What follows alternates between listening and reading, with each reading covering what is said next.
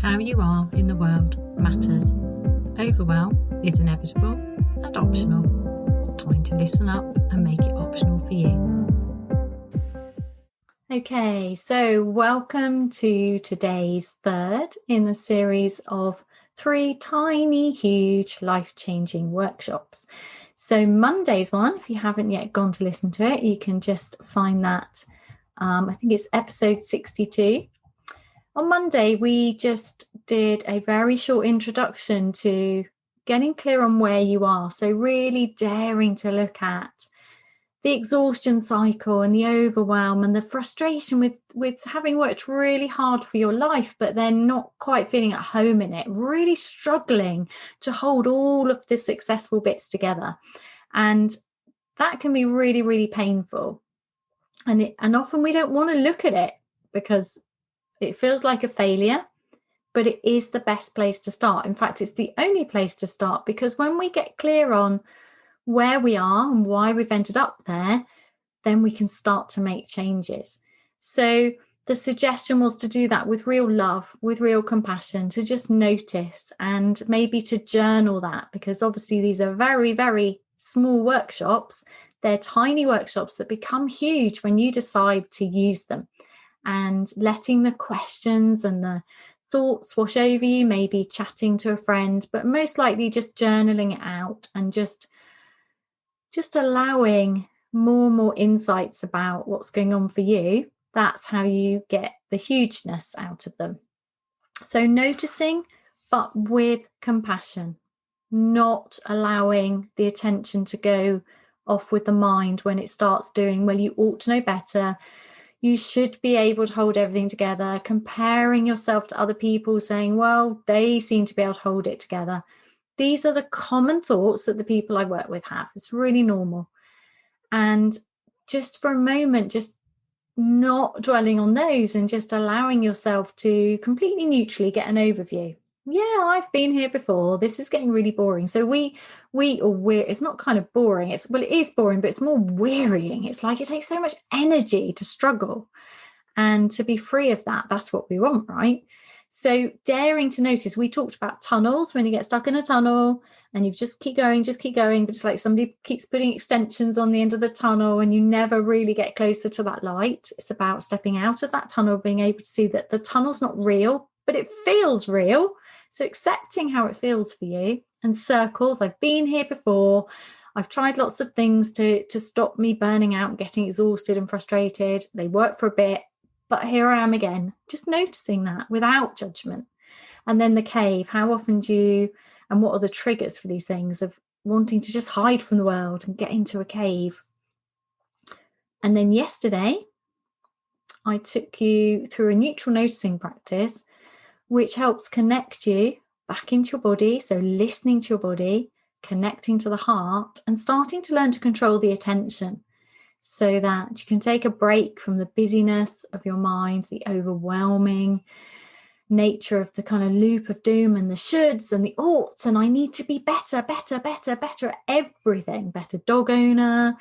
I even get better indoor plant owner. That comes to me quite a lot. I think, I failed that plant again. There's always something, right? We can always be better. And then coming back to that sense that we are both perfect and a work in progress. And the work in progress is noticing the fears and the loops of doom and all of the stuff, the habits of allowing that kind of negative self-talk or pushing our bodies too hard, not listening to our hearts. The work is just letting go of these things, but that takes courage. It's not easy, because the habits that have got you to where you are no longer working, but they're ingrained. And just letting go of them is not going to work, because that's really destabilizing. So my method is to do the tiniest thing that has the biggest impact, but in a really secret way. So my aim is always to help people get their life back without anybody else really noticing, because the people I work with are really private. And if you're listening to this, I expect that's one of the reasons you're listening, is because you like the fact that I do things differently, that I say, you have everything you need, you have all the resources you need, you just need a way to do it. that doesn't disrupt your life, that doesn't cause masses more overwhelm, that doesn't add to your to-do list, that allows you and support to change your life, get your life back while you're doing it. So this is quite a unique way of working, and I had to develop it for myself and for the people I work with. So today we're going to pull some stuff together. Today is called daring to create your own adventure. So it takes courage to start to see things differently, to start to challenge those beliefs that often come up. I can't have the life I want without overworking. Success means working so hard that I will miss out on things that are important to me. That sacrificial thing that is just ingrained in those of us who tend to be reliable and hardworking and highly conscientious and just generally want the world to be a nicer place. We can get very stuck in that. So in order to have what I want, because the world is harsh, then I am bound to feel crushed. I'm just too sensitive. I ought to be able to cope better. I'm really smart and capable and I can help other people, so I should be able to help myself. All of these squishing ourselves into a box that isn't right for us. So daring to turn that around. So that's what I like to do. I call it these reversing limiting beliefs and reversing obstacles. I call it the reverse obstacle. It's a technique that I use with clients, and that is in the third module of Get Your Life Back, which is my brand new program, which is launching today. And you have until Monday to join the first round of people going through the June 2021 tiny group, lovely group of people who will go through together with me, doing this work, 12-week course plus 9 months of support, because it takes time to ingrain habits, allow beliefs to change, and dare to hold those new perspectives of all those hidden possibilities. So today is about daring, but in a really gentle way, because if we dare too much, we tend to get that, oh, it's too much, it's too overwhelming, it's just added to my to-do list, and that is not what we're going to do. So if you did Mondays, which I hope you have done, if you haven't, you can go back and do it. You should start to get an idea of where you are, of how essential it is for you, or urgent it is for you to do something, whether that's finding whatever works for you, or whether it's using my free resources, or whether it's choosing to work with me in my program or one-to-one. Just get in contact if you think you might be interested. So if you've reached that point where you're really, really fed up of getting stuck in that tunnel, going around in circles, and you want to do something, doing that, tuning into your body, really listening, noticing. After a while, you'll start to notice that actually your body wants to move through the day in a different way than you've been allowing it to. And this is really common, right? Because when we get fixated on just getting something done, when we're heading for a really big achievement like studying or setting up a business or whatever it is, whatever's important to us, we tend to get very rigid in the body because obviously we're using our minds a lot.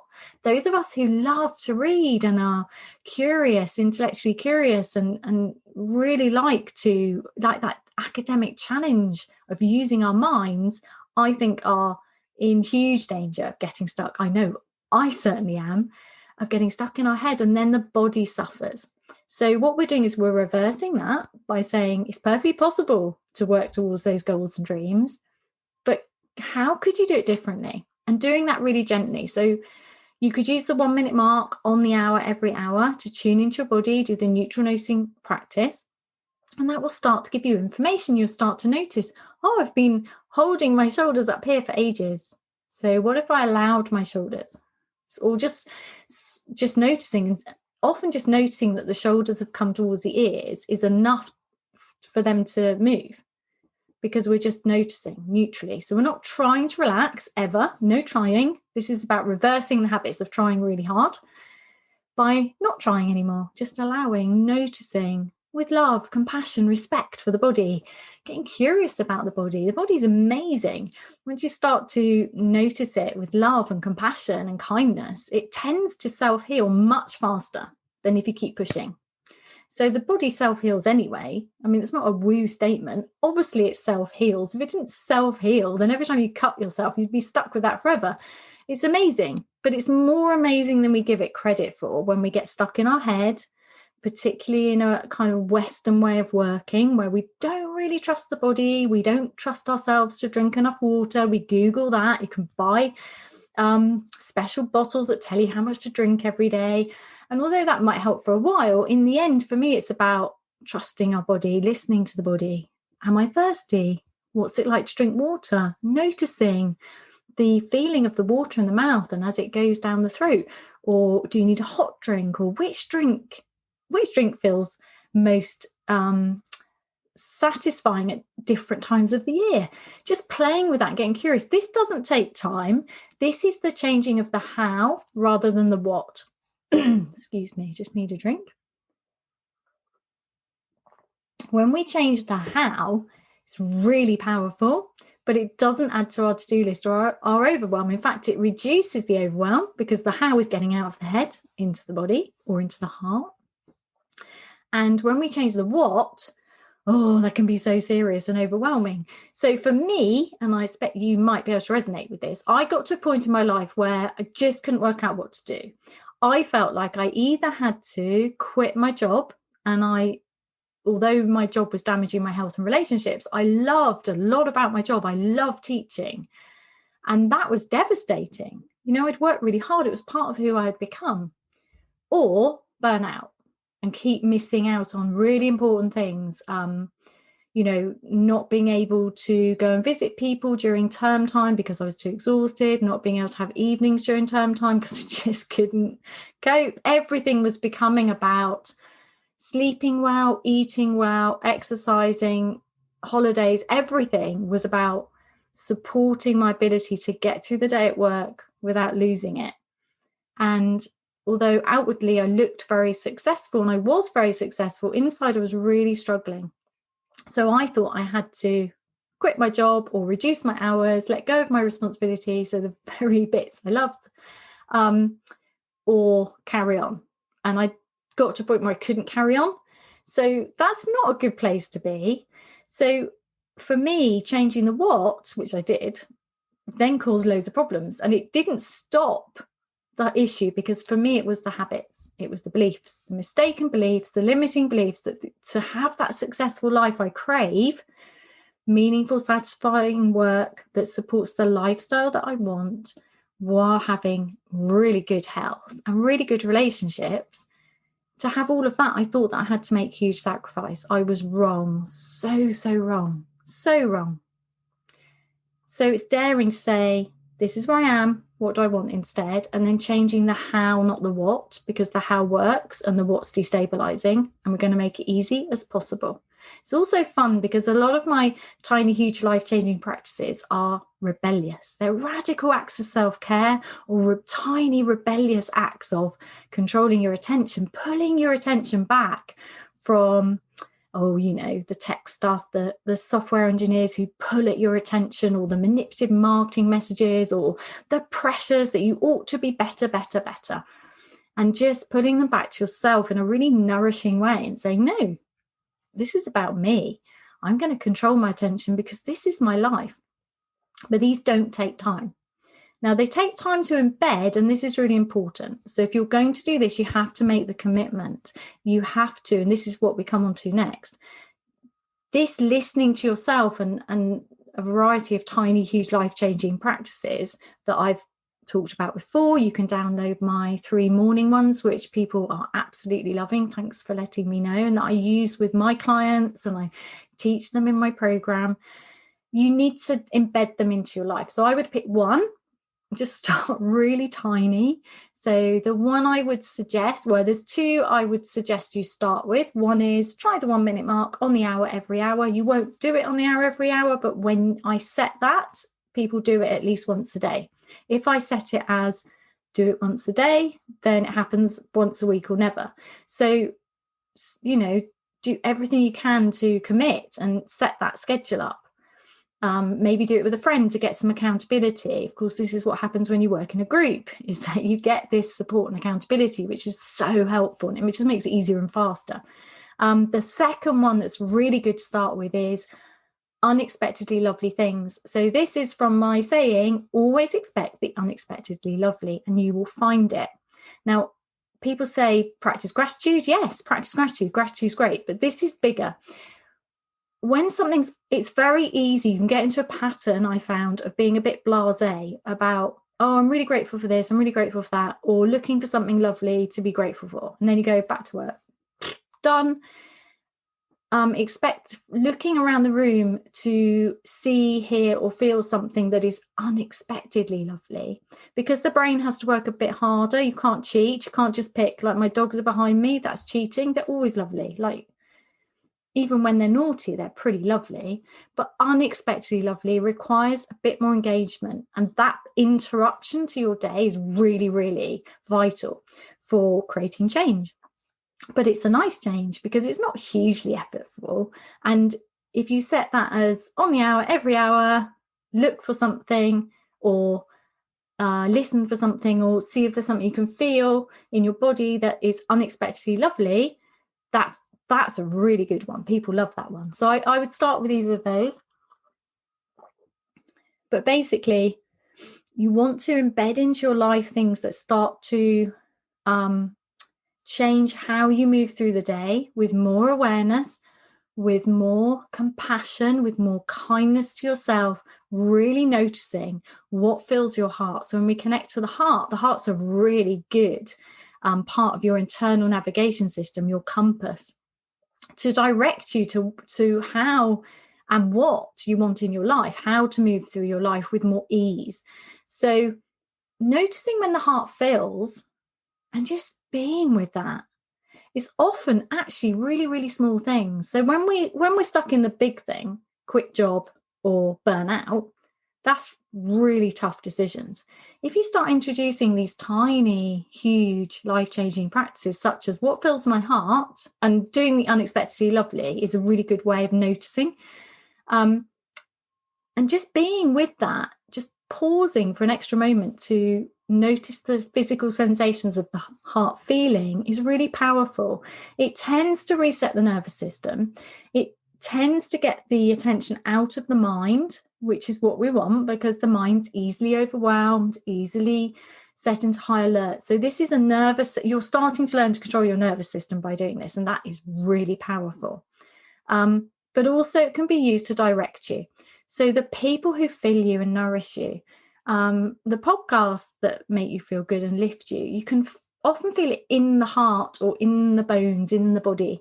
The places that fill you, the spaces. So creating space in your life that nourish and fill you, that fill your heart, that make your body feel at ease and energized.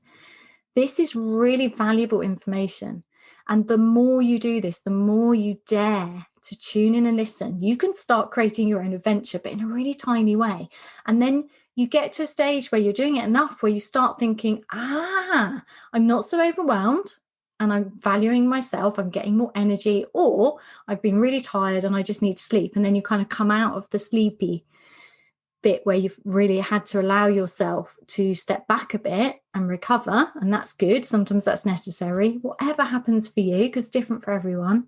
But starting to really put yourself first, really notice what's going on for you, because you are unique, and trying to squeeze yourself into a life that doesn't work for you anymore, or comparing yourself to others and trying to do things the way they do, that's not working out for you. So when you tune in and listen, really dare to listen deeply, but with curiosity and kindness, not with back into the head with its oughts, its shoulds, and being better dog owner, better partner, better friend, better colleague, better business owner. There's always betters. Then it's not helpful. It's not that we want to be worse.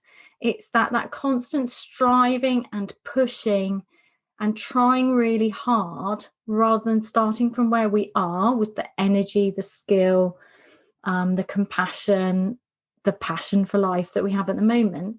Starting there, we find that we are already good enough. We find that we already have everything we need. And then later you might choose, well, I want to be better at that, so I'm going to learn how to do it. But that's different than feeling that you're not good enough, that you should be better. Can you see? So this is not about dropping your high standards. Absolutely not. And I always think this is a problem. So you want to do things your way, not what it looks like somebody else is doing. So very often within a workplace, there'll be you who's quietly incredibly reliable, and people, always, they know that if they go to you, you'll do it well and you'll do it on time and you won't let them down.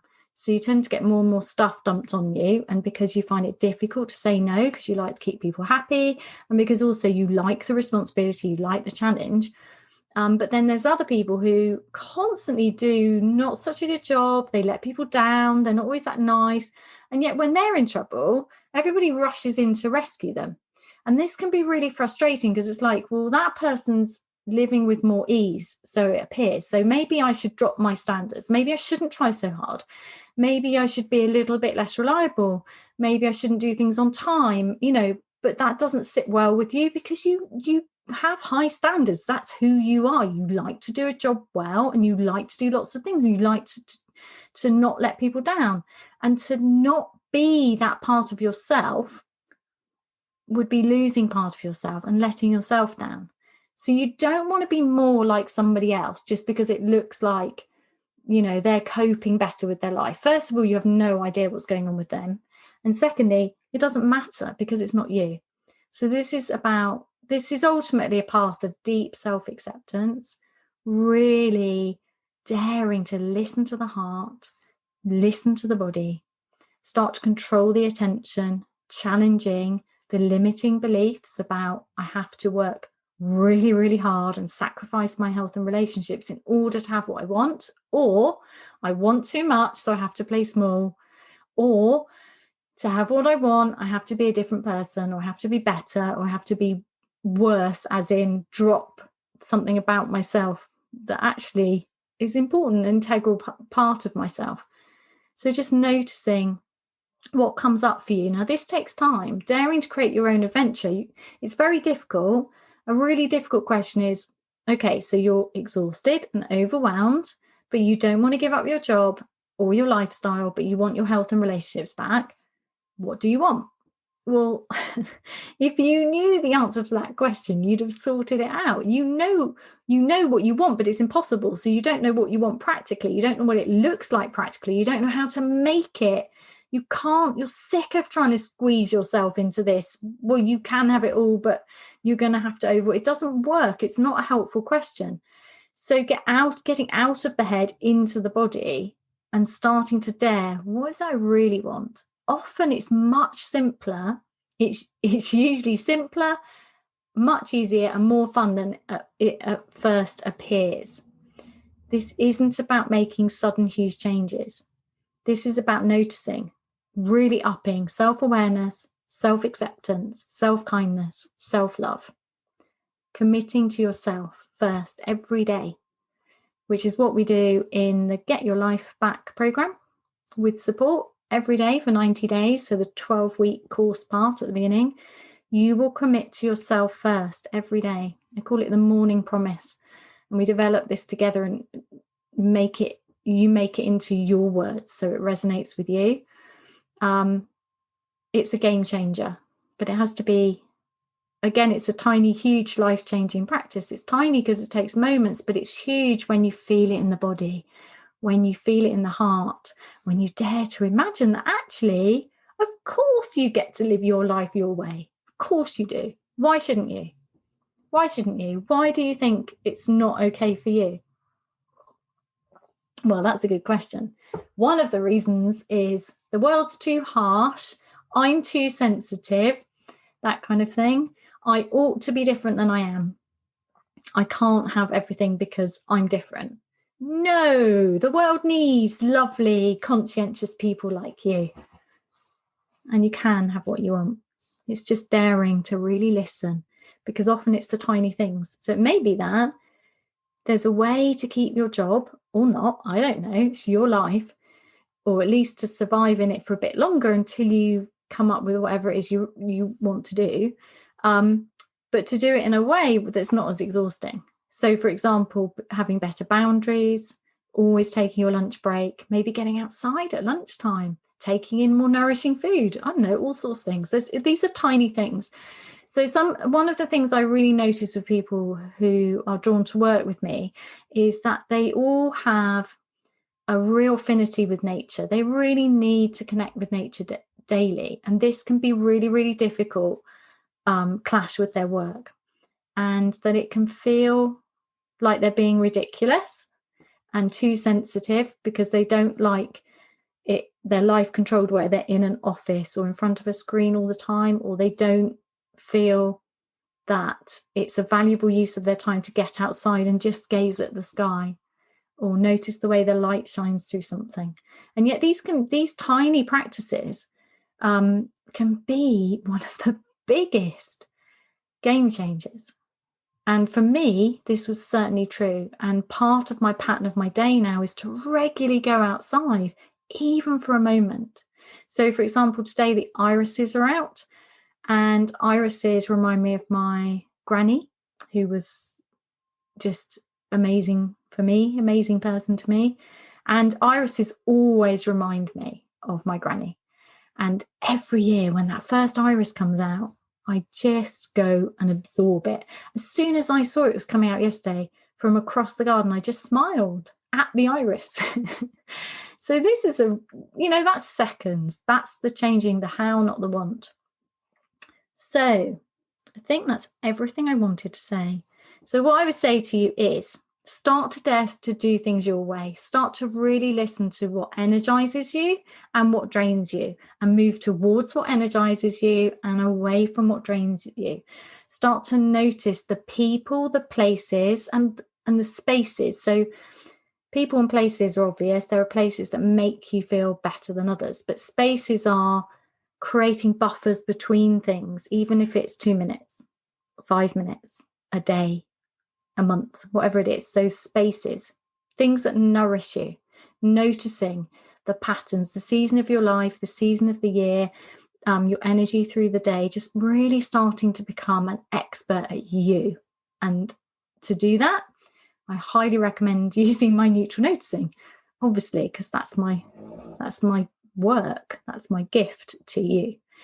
I will put in the show notes the 1 minute mark link, and also the link to the information page about Get Your Life Back. And yeah, I'm wishing you an unexpectedly lovely day. Thank you for listening to my 3 tiny, huge, life-changing workshops. If you've got any questions, any feedback, then I'm always delighted to hear from you.